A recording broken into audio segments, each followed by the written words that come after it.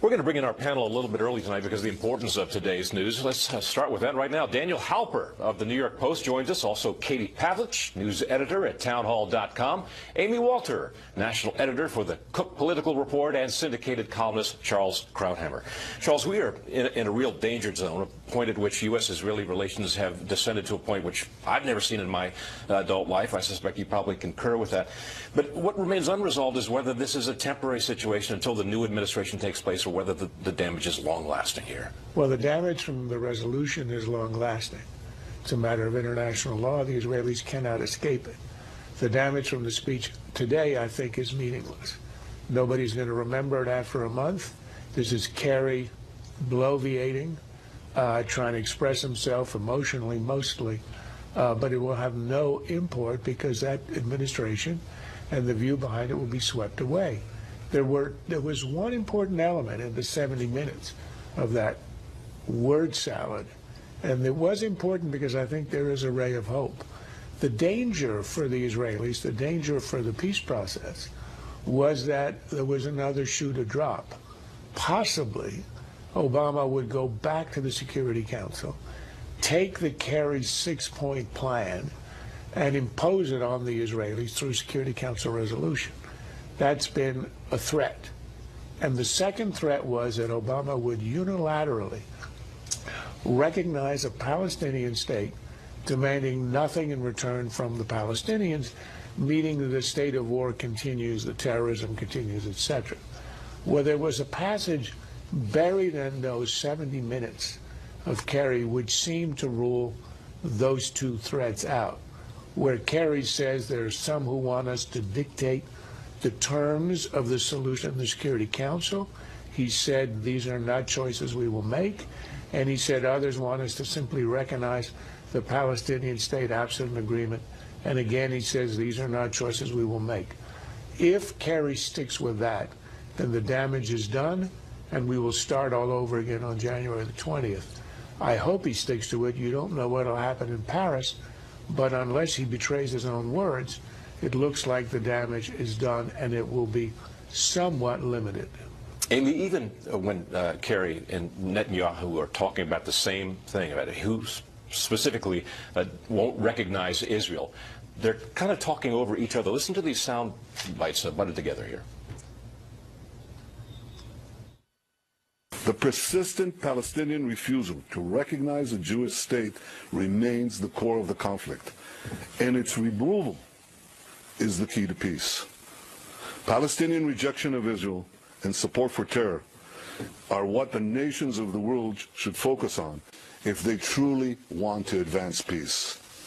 And I can only express my regret and say that it's a shame that Secretary Kerry does not see this simple truth.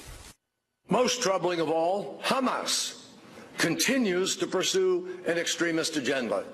They refuse to accept Israel's very right to exist. They have a one-state vision of their own. All of the land is Palestine. So Kerry's saying Hamas refuses to accept Israel's right to exist.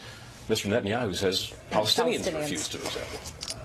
Well, the long-term effects, I agree with Charles about whether or not they're going to be significant, or whether or not they'll be significant. But the reality is, for this administration, the relationship with Netanyahu has been the issue, and that this seemed to be as much about a rebuke of Netanyahu personally than it was about a rebuke of overall the Israeli policy.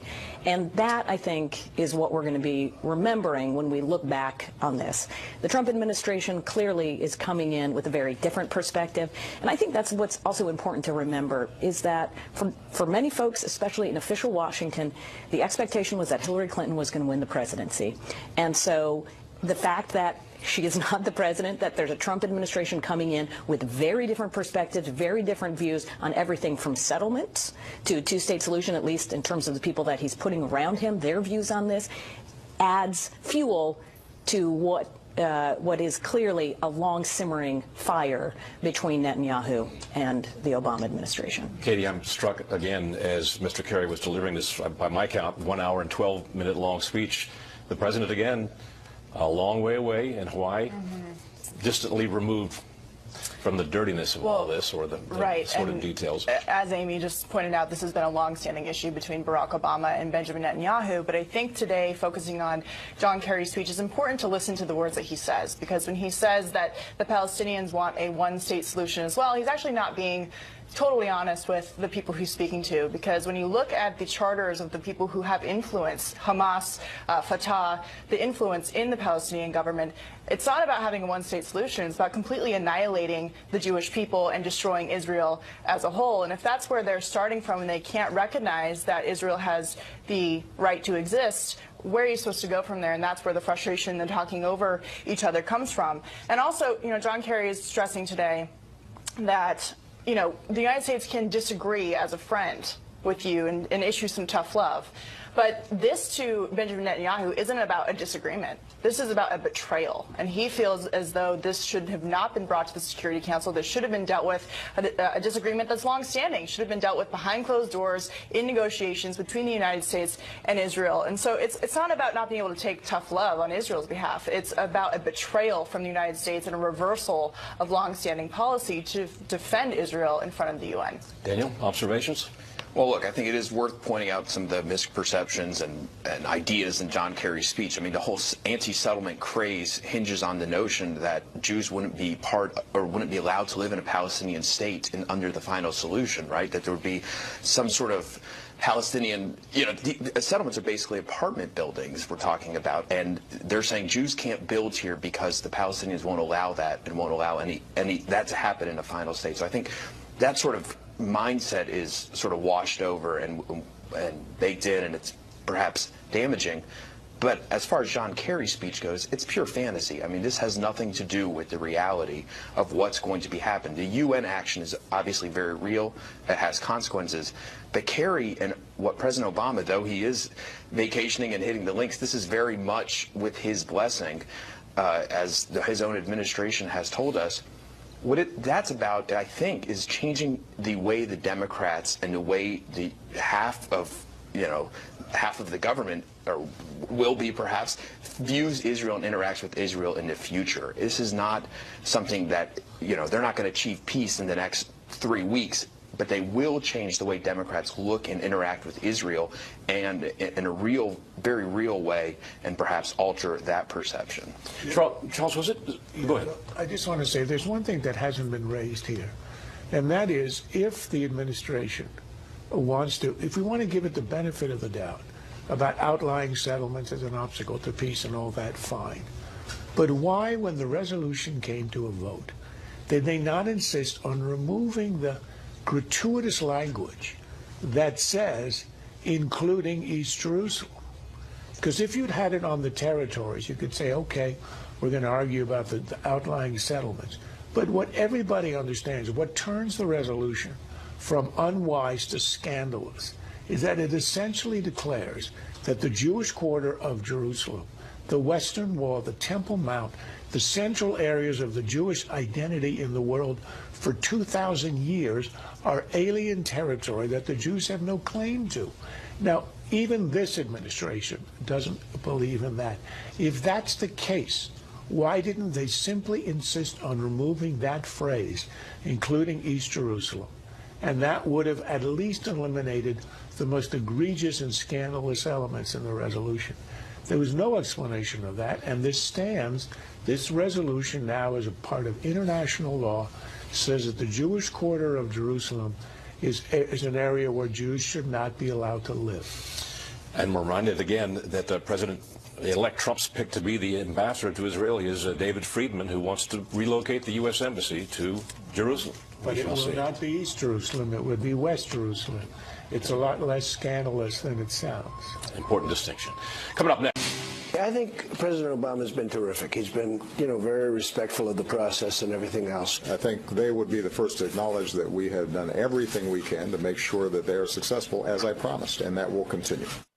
Well, despite the heated rhetoric of the campaign, it seemed that the transition was going remarkably smoothly, and then suddenly things took a turn for the worse. Listen up.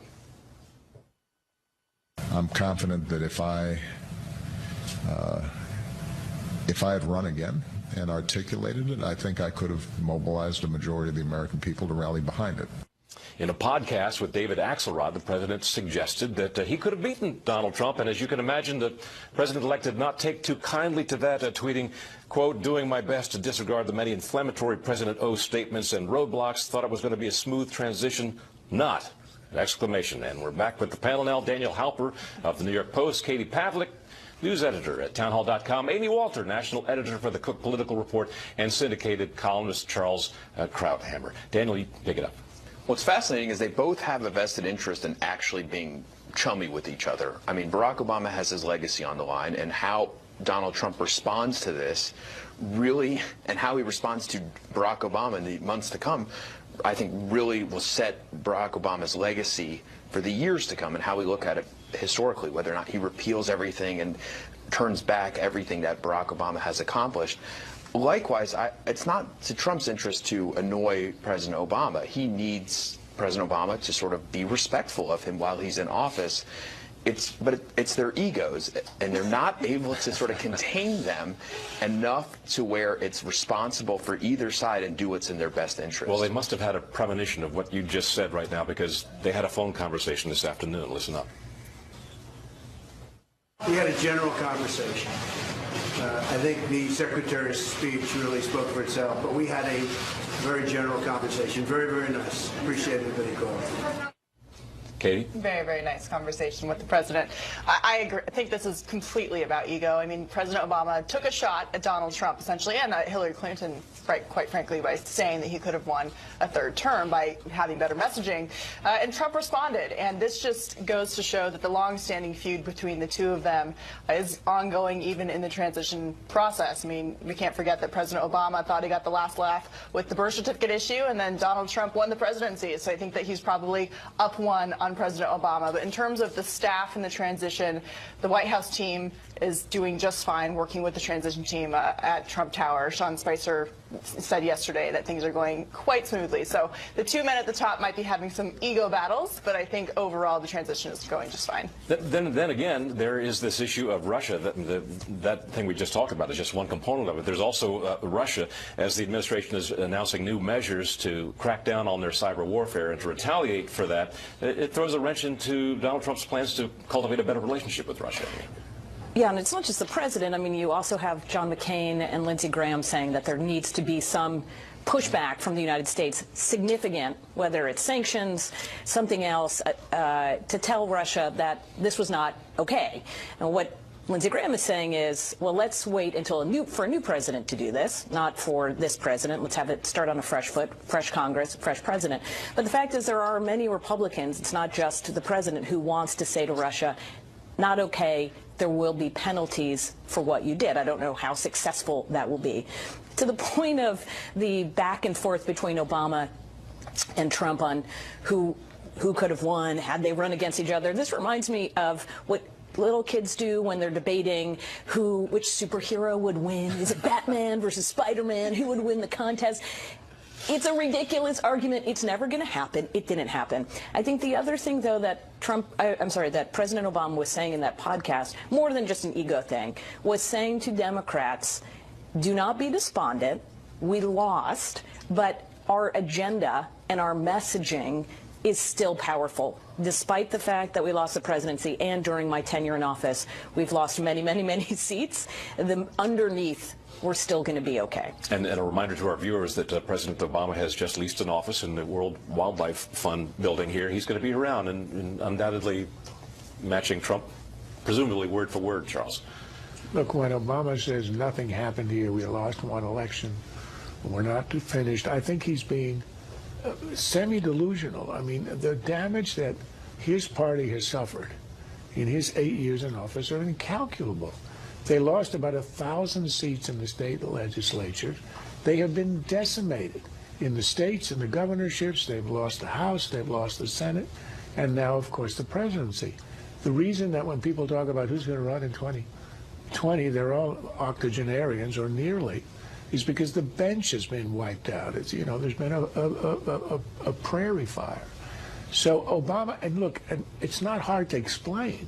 Obama was personally popular, remained so. His numbers are high, so when he's on the ballot, he wins. But he just overreached as a liberal with Obamacare, with cap and trade, with all of the regulations, and he had a very slow recovery. He thinks that he succeeded. The country doesn't. Obama himself said in 2010 and 2014 and then 16, I'm not on the ballot, but my policy, my legacy is. That's exactly what happened, and his legacy was rejected. And I don't think he understands that. He refuses to accept it. He's preaching otherwise, and he will be the most politically active ex-president that we have had in a long time, starting by the fact that he's staying in Washington, and he's saying that within a year or so he's going to start expressing himself. I think he's not going to wait a year or so. One of the interesting observations I sort of detect in all this is that you had this huge forces, these bipolar forces butting heads in the United States.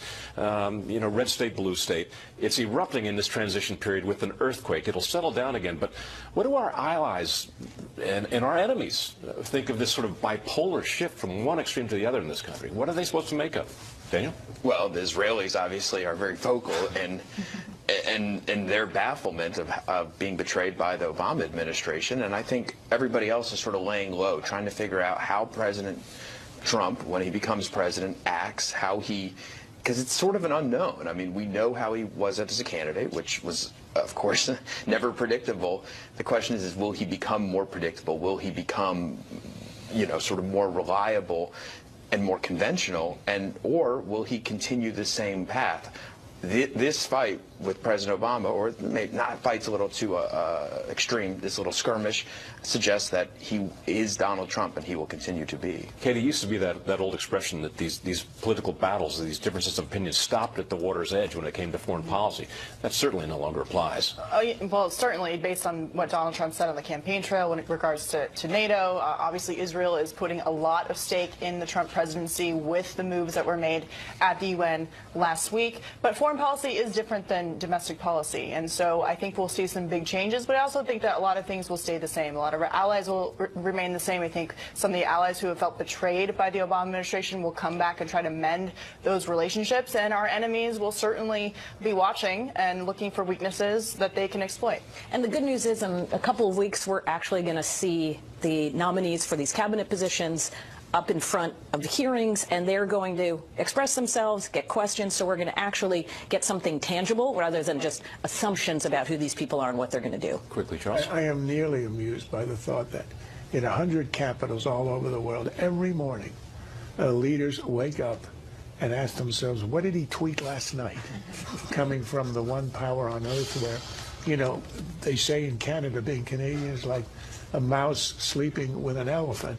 The world sleeps with the elephant, and they have no idea what he's going to do by morning. Well, they'll get used to it. We're getting used to it. That's it for the panel, but up next, the reaction to a Christmas surprise now being seen around the world.